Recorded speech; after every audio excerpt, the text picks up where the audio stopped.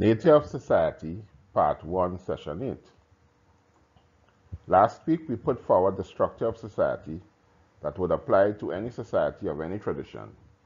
We said that the structure was as follows: master-teacher, civilization, laws and traditions, influence of judges and master artists, governments, parliament, executive, judiciary, university, churches, business and commercial centers, villages and towns, individual workers.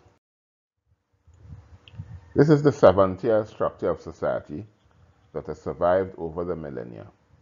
The individual worker, although at the bottom tier, participates at each level, and without his continuous participation, the society would collapse. Do we remember this structure during the week? Were there any observations gathered about its working during the last week? What can we share? This week we are going to talk about the environment and the impact that the communal due spoken of in Session 6 can have. The communal due was the revenue raised by tapping into the rental value of each site. To remind ourselves of what was said, the beneficial effects of the communal due can be summarized as follows. The communal due would discourage the holding from use of valuable idle land. It would encourage development and redevelopment of lands as and when it becomes necessary. Land would become available for use at its natural value and not at the monopoly prices prevailing. This would result in significant reduction in the startup costs required for new businesses and other activities engaged in by man, example, settlement, construction, etc. The communal due would result in a more just and equitable tax regime. It would be applied in line with ability to pay, and its application would result in the restoration to the community in general of a value which the community as a whole has created. The introduction of the communal due would result in the increase in the establishment of new businesses and employment opportunities. There would be a widening of the tax base and a reduction of those objectionable taxes on labor and capital. The introduction of the communal due in the end would result in the human being less dependent on the state for his material existence than is the case at present. How would this communal due affect the environment? We believe that it would have a profoundly positive impact on the environment. We indicated in an earlier session that the communal due would discourage the holding from use of idle land, or idle or unproductive lands. These lands may be held out of use by speculation or by the high cost of starting up of business. This communal due would make for more compact and balanced communities. The multitude of benefits can be listed as follows. 1. Communities will become more compact, and the trend of urban sprawl, which has been so evident over the last century, where populations have to live and commute from large distances to the centers, would end. These compact communities will lead to less expensive propositions for capital and recurrent expenditures with respect to roads, utilities, drainage, and other items, because less of these will now be required compared to the situation with sprawl. Because less land development is now required with the communal due, the impact on this environment is now less, so that there is less likelihood of the phenomenon of flooding, which is a man-made phenomenon, will be significantly reduced.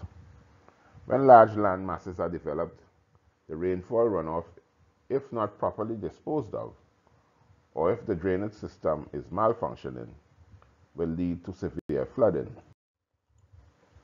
4. The whole issue of conservation is properly and adequately dealt with under the system of communal due.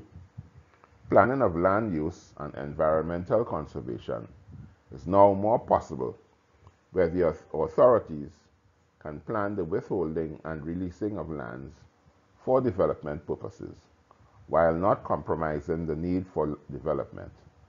Land use would be efficiently optimized, and expenditures would also be more rational. 5. Another major benefit of the communal due system would be the virtual elimination of traffic jams and the need for commuting long distances. Another major benefit of the communal due system would be virtual elimination of traffic jams and the need for commuting long distances, as said before, because communities are more compact and all the sites are producing, more goods and services needed in the community will be provided there. Employment opportunities will be available. Government services can be decentralized and made available right there in the community. 7. Under the communal due system, the ability to plan the economic landscape becomes much less complicated. Commercial centers, agricultural areas, industrial estates, recreational and residential areas could be planned and located in the most suitable areas of the physical landscape. In this setup, the environment could be more easily preserved and managed. Environmental pollution could be easier managed and mitigated. Here is a comment on the need to employ fiscal policies and measures that would reconcile the need for economic activity and growth with conservation of the environment. It is commonly assumed that there is a conflict between economics and ecology. What is implied is that our resources are being exploited on a purely economic basis, and the ecological considerations are ignored. However, this need not be so. In the first place, governments already have wide powers to dictate land use, and if land is exploited for its highest economic return and at the expense of the environment, it is hardly the fault of business interests, but rather the fault of the government. All this, however, is to accept that there is a necessary conflict, that the interests of businessmen cannot be reconciled with those of the environmentalists, that the government must favor one side or the other, or reach an unsatisfactory compromise.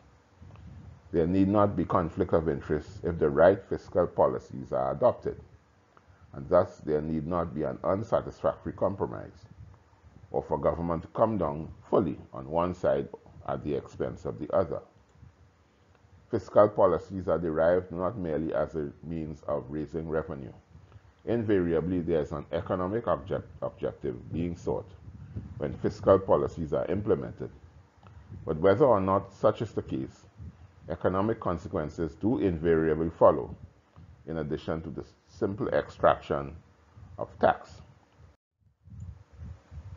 These economic consequences may either harness the self-interest of the person or corporation taxed, or be antagonistic to them. The key to reconciliation lies in harnessing the self-interest of both sides. Side value taxation is that fiscal policy and measure that will bring this reconciliation by optimizing economic activity as well as environmental conservation. This is from V.H. Blundell. Let's take a short break now.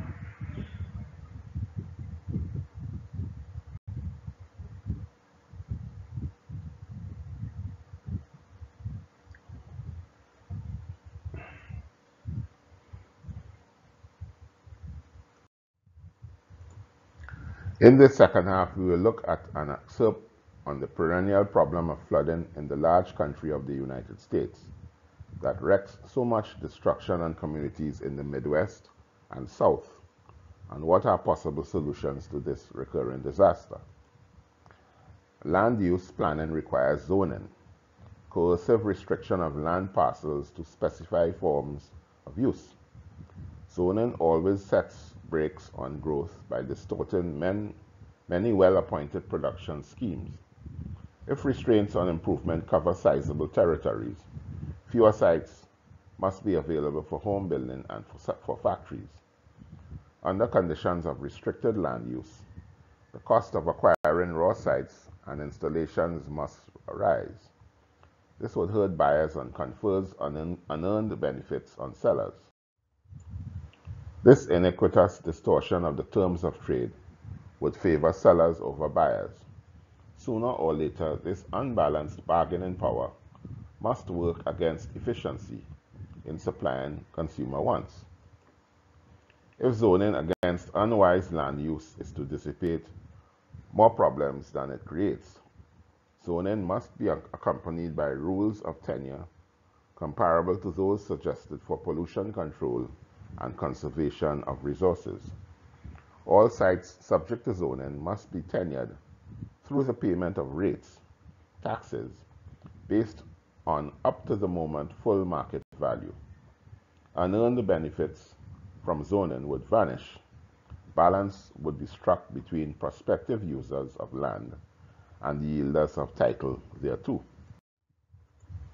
Sites would transfer at reasonable costs. Then the free market would show its powerful ability to please and render innocuous the putative limits to growth due to zoning, with such devices as cluster development, country-sited townhouses, and imaginative multiple dwelling designs. Most planners seem to give greater consideration to matters of efficiency than to matters of equity. Few planners understand that equity, such as tenure through site value, has the inherent capacity to provide time-oriented efficiency. Good planning must include specified times for fulfillment of plans. The required times for plans to reach goals must be predictable. The shorter the time for fulfillment, the better. With shorter terms of fulfillment, there must be fewer unforeseen changes in circumstance and a greater probability of adherence to plan, according to predicted costs and benefits. When the unforeseen does emerge, shorter terms make plan revision easier. By lowering costs, tenure through site value must confer a wholesome degree of speed on plan fulfillment. In the problem of floodplain use, tenure through site value payments presents a pleasantly paradoxical aspect. Tenure through site value can enhance the prospective resolution of the problem in either of two ways that seem to be antagonistic ways of problem solving. Long before wilderness protection acquired its current chic, the English set up green belts, areas of naturalness, close to developed areas.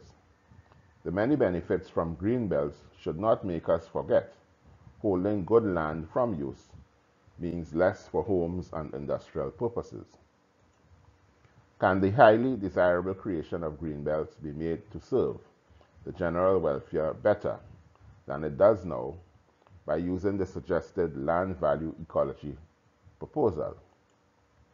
A modification of technique is needed to apply tenure through site value payments in the green belt situation. People who live close to the green belts get long-term benefits appreciably greater than those who live further away. Those passing through get short-term benefits, where the cost of measuring and collecting benefits is likely to be greater than possible revenues. The situation calls for the setting up of greenbelt taxing districts. Cost of greenbelt maintenance would then be apportioned in correspondence to benefits received.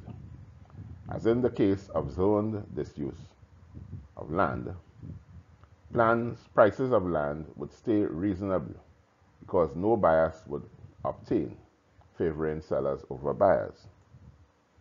During the course of the week, have a look at what measures are being taken to ensure environmental conservation in your community, especially with the growing concern of the perils associated with climate change today. Come back with your observations. Before we end, I would like again to let you attendees know that Unsustainable Development is an educational offering devoted to the dissemination of its course to all of mankind and to those who have the English language as their official language in the first instance, and to all eventually all over the world. To make this possible, and because we do not charge a fee for this dissemination, we rely wholeheartedly on monetary donations to meet the cost of achieving these goals.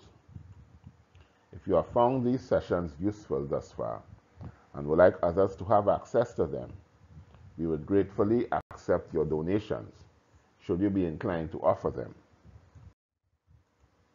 You can send donations to our PayPal account at the email address notebroker2001@yahoo.com. Thank you for your kind gesture.